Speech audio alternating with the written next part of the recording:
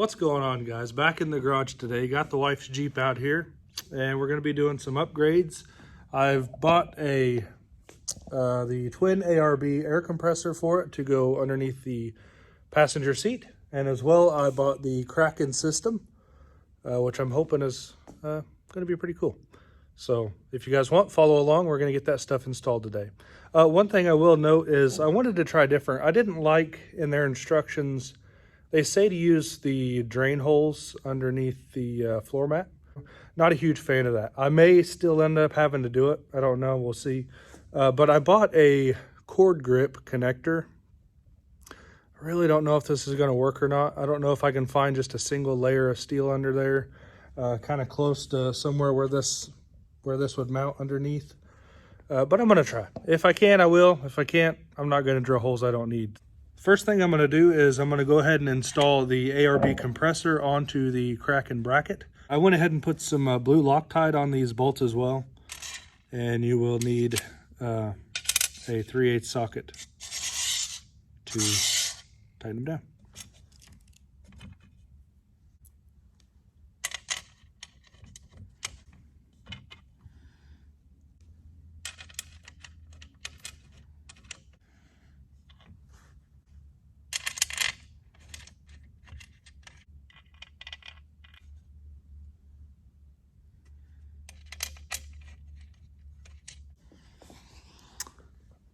I just realized they only sent 4 of these bolts.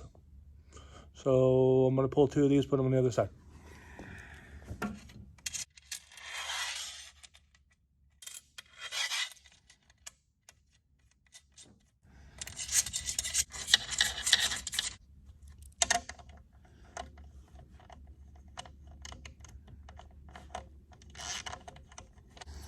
How is that possible? I just fit that on there a second ago.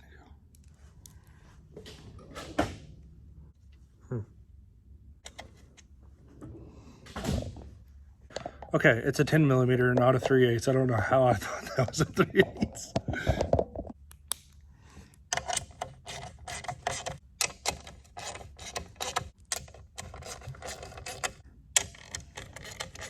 That's ready. So now I'm going to work on pulling the seat in the Jeep before I get started with any of the wiring, because I kind of want to pull up the carpet, put this mount in place, and see if there's a chance that I can put a hole elsewhere.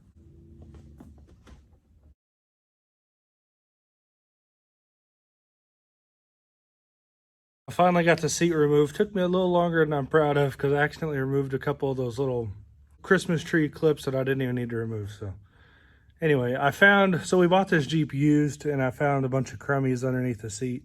I got to clean that up before I continue. It just grosses me out. I got it underneath the seat where it's going to be. I got the bolts in just so it would locate properly. And here's what we have as far as surface area. So there is a good spot right in here to drill an extra hole if you chose to. Really, the more I think about it, the more I don't want to do that. I don't want to drill any extra holes that might crack. And really I didn't realize that one of these plugs was going to be right here so close to the main plug. Because I thought in the video, the Epic guys were using this plug and then routing it up here. And I really didn't like that. I didn't want to feel it under the carpet. And I just didn't want it to be, where you step on it all the time.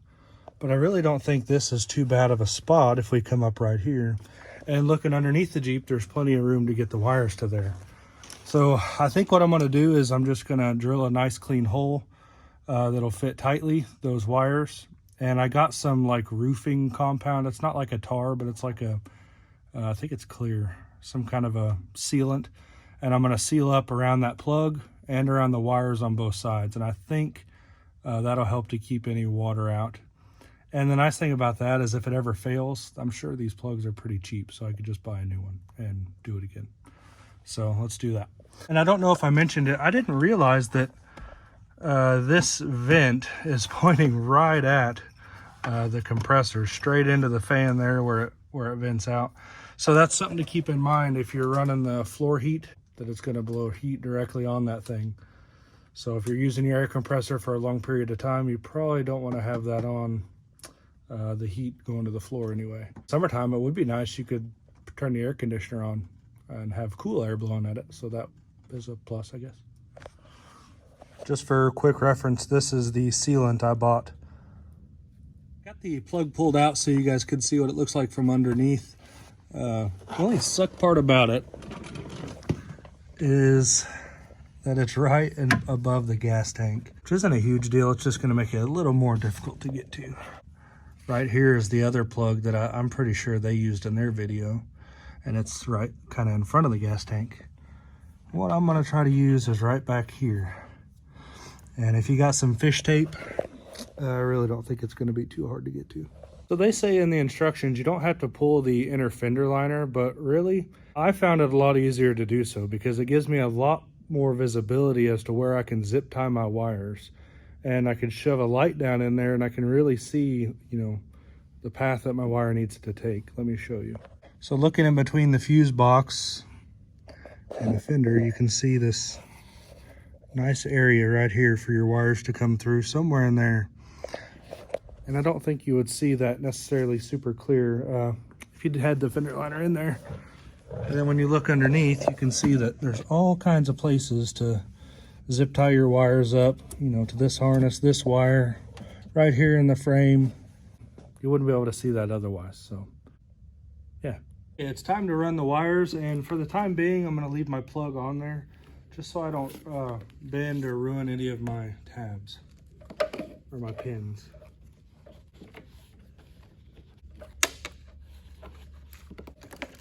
Okay, a little bit of patience and the plug is through, and I'm going to move you to the bottom side so you can see where it's coming through.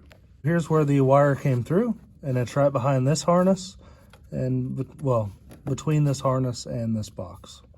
So I'm going to work on pulling it through to the length that I need.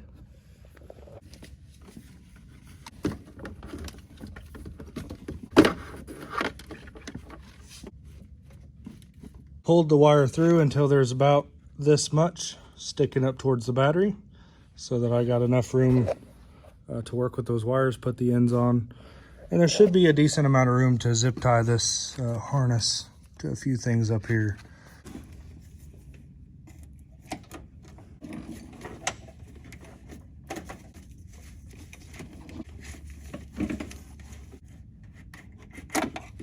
The one thing I realized very quickly after routing that is you're going to need every spare inch that they give you. So I pulled it all back and I rerouted it just a little bit. Let me show you.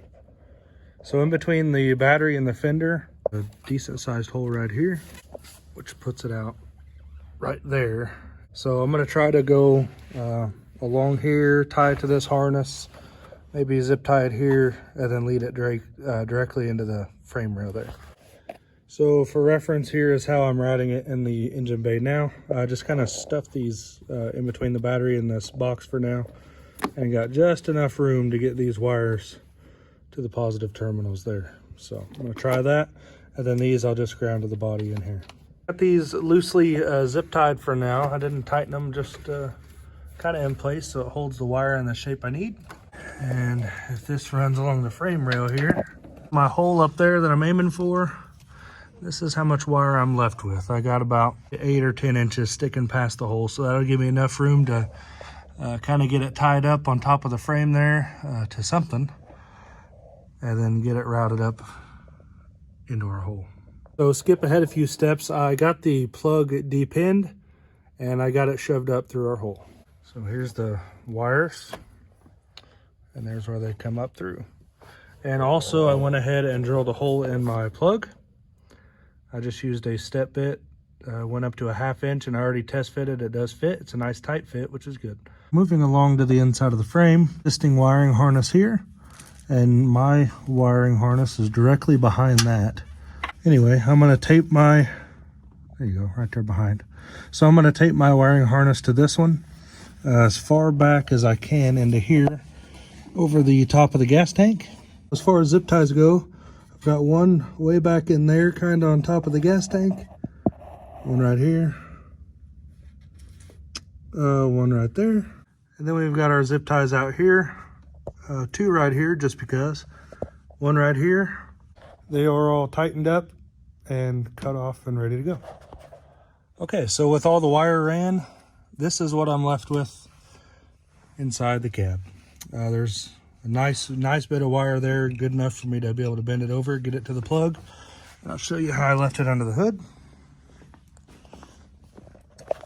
And this is how I'm going to have it ran, basically identical to earlier. Plenty of room for me to get my wires terminated, plenty of room for me to get it grounded. So I'm going to work on getting the plug back on the end of the wires, and then I'm going to work on sealing up the rubber plug and then sealing up the wires as they come through that plug.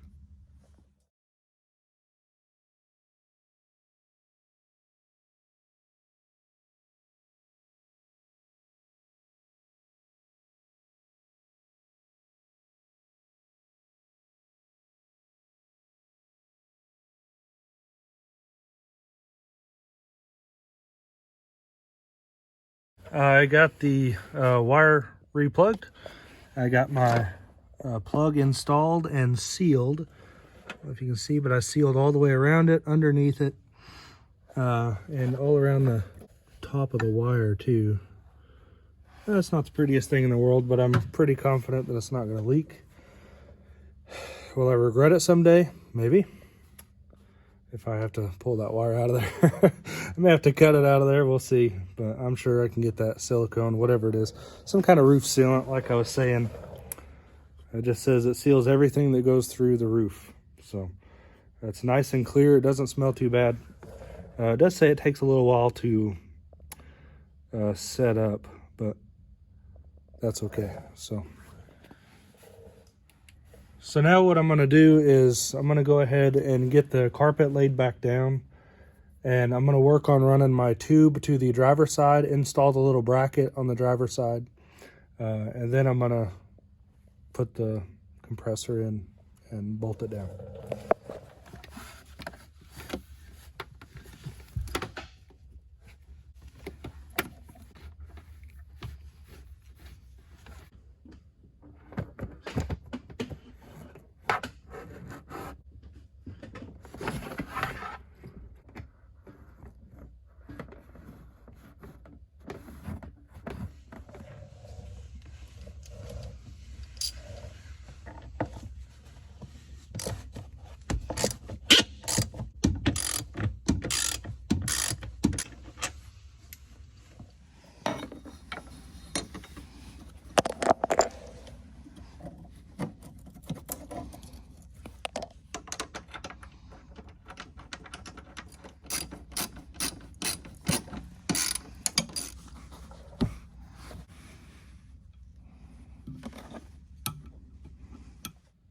All right, as you can see, this side is in there.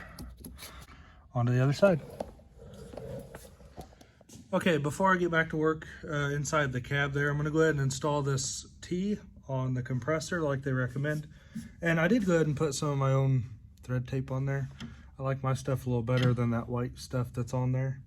But once I get that installed, then we've got to pivot this manifold down like they tell you in the instructions.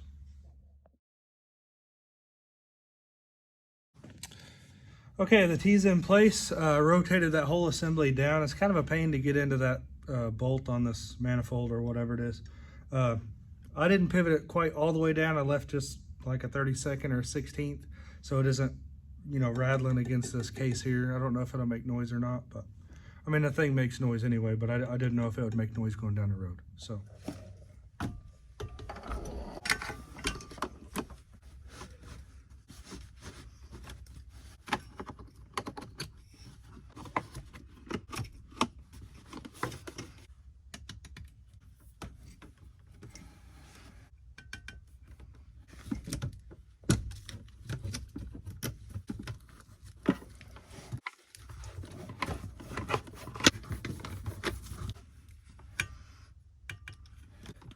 I kind of rerouted this just a little bit so the bend wasn't so bad right here.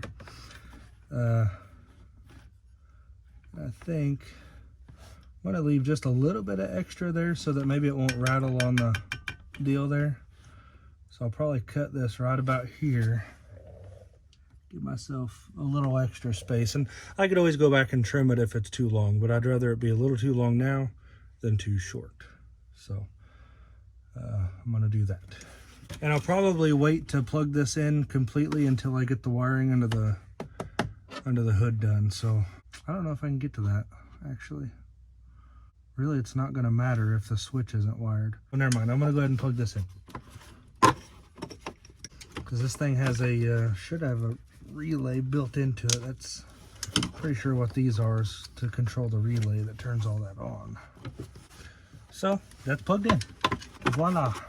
Connection's good and tight. Make sure I didn't wire it wrong. 2 reds, 2 blacks, and a small black. Will that rattle? Okay. This hose is not very flexible at all. I didn't end up heating it up, but you could probably heat that up with a heat gun and make it a little more flexible. But you're going to have to work it to make this bend right here. It took me quite a while to work it, you know, back and forth and trying to get this bend to stay without kinking the hose. You don't want to put a kink in it. Also, again, make sure you leave plenty of hose there on the back side, because not only do you got to clear your filter, but you don't want it to be rattling on this case. And you can always go back and trim it later if it's too long. It's, you know, it's a quick connect, so it's easy to pop out of there. I was following their instructions for the back of the switch, the way it wires up. And there's, there are 2 arrows right here and 1 up here that they say should face towards the compressor. So it's going to sit like this. And so from looking at it this way, left to right should be purple, red, and then black. And I'm going to work on changing out the switch face, and then we'll get it plugged in. All right, we got the new switch installed, new switch plate there. And now we're going to put it in.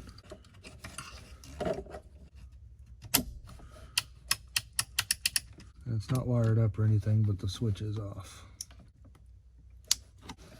All right, that's plugged in. Double check my wires. They're all good. Okay, I'm going to throw the wiring harness back underneath my seat, and then we'll work on getting it dropped down, the carpet in place.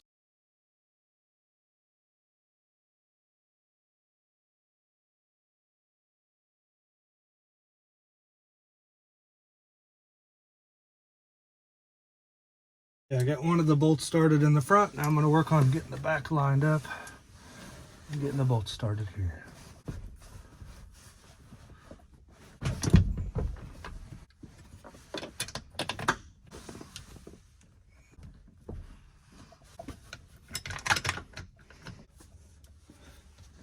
And I'm back. So I went to the front and I got both bolts snugged up there. I cycled the seat back and forth to make sure that none of the wiring up front is hitting anything under the seat. Everything looks good up there. I'm pretty sure I will shorten this hose because that's sticking out there way too far. But fortunately, we left plenty to work with there. So I'm going to get these bolts tightened up. I'm going to get the front completely tightened up because I just snugged them up. Then we'll be ready to put the filters on. Okay, well, it is the next day for me. I didn't have time to finish this up last night, but we're going to finish it today. So here goes the filters. Now, originally I put a little bit of thread tape on these filters just because I feel like I got to put thread tape on everything that's threaded. But then I got to thinking about it. I don't want a piece of that thread tape coming off as I screw that in and getting into the pump. So I took it off there. I'm just going to rely on what they supplied. And I'm going to go ahead and trim this up a little bit. And I was looking through the instructions as well, and they've got a zip tie right here on that airline. And I'm going to do the same thing.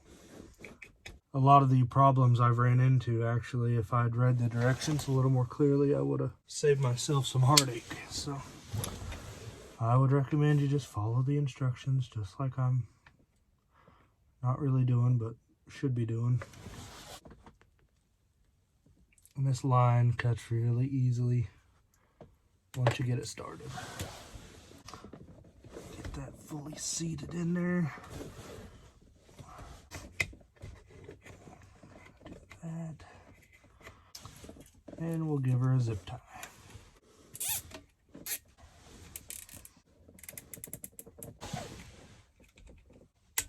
And if you don't got you a pair of flush cuts for zip ties, I highly recommend them. Pretty nice, you don't have any edges. Okay, we're done here. We're gonna move up under the hood. So in the instructions, they want you to put one of these eyelets on each of the power wires like that. And then they want you to tuck both these wires underneath this crimp. I don't really like tucking two wires into one crimp, especially because this one's so small. It'd be hard to make sure it sticks. So I had just a small little crimp here that I'm going to use on that little guy. Put a little heat shrink on it. And it fits on this grounding stud just fine here. So I'm going to do that.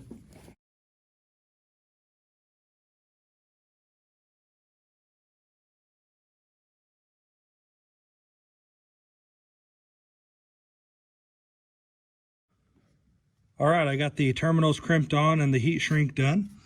Here's where the grounds ended up being. And I ended up kind of bending this terminal a little bit at a little bit of a 90 so that it'll fit in there good to get around this plastic.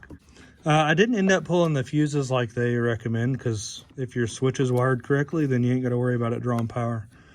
And that was a risk I was willing to take, because those things are in there pretty good. So one thing I did notice too is that there is a hole right here. It looks like you could mount that to something if you wanted to. I thought about maybe mounting it to the side of this fuse block here, or fuse box, but I don't know if I'm going to do that or not. Anyway, the wiring is all done, and I already bump tested it. Works as it should. So as far as that goes, it's installed, so it's ready to go. I'm gonna probably air down the tires a little bit and see if it'll air them back up. That was another thing I was going to mention too, is normally in this kind of an application drawing that kind of current, I'd prefer to have these crimp connects soldered after they're crimped, but since they already had the heat shrink on there, I didn't really want to take that off and mess with it.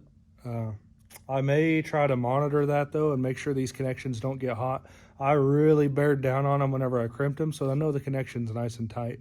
But I would feel more comfortable if I had a little solder in there too to hold that joint nice and secure, and to make sure that nothing works its way loose and gets hot. But I think for now what I'm going to do is just monitor it, make sure that they don't work their way loose, make sure they don't get too hot whenever the compressor's running. So anyway, that's just something to keep in mind. If you want to solder yours, it wouldn't be a bad idea.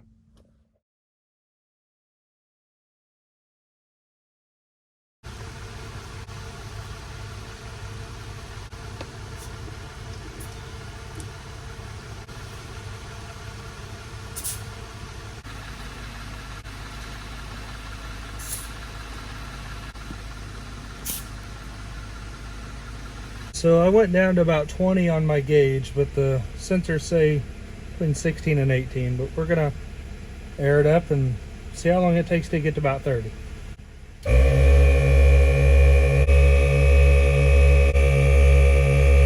Okay, so it looks like it took about 2 minutes and 20 seconds to go from around 19, 20 PSI up to 30 PSI. I'd say that's not too bad for 4 tires. Also, I checked the connections under the hood and the wires, and they were nice and cool to the touch. Well, not cool, but they were just, you know, just warm to the touch. Nothing too serious there. One thing I was going to mention is we do have a couple more projects coming up. I do have some white knuckle off-road rock sliders we're going to be putting on. I also bought these Apex valve stems, and I was going to try them. I don't know how well they'll work on the factory wheels. I know they'll fit, but I don't know if they'll stick out too far and get caught on a rock or anything. But I'm going to try it. I'll try with the spare. Anyway, I'll do a video about that stuff so you guys can see. And like with all this stuff, guys, I'm not an expert, clearly. Just trying to make a video so that maybe it'll help somebody else do the same thing. So if you guys like the video, then let me know in the comments. If you got any questions, let me know in the comments. Thank you for watching. What's going on, guys? Got another video for you today, working on the wife's Jeep. Got it back in the garage. Oh man, trying to show a little more enthusiasm. That's not very good. I come to realize I'm kind of a boring person. I'm not very bubbly, I guess. I'm trying to work on that, as you can tell. Let's try it again. Got the truck out, Jeep's in. Stupid. What's going on, guys? We got the, nope, that's stupid.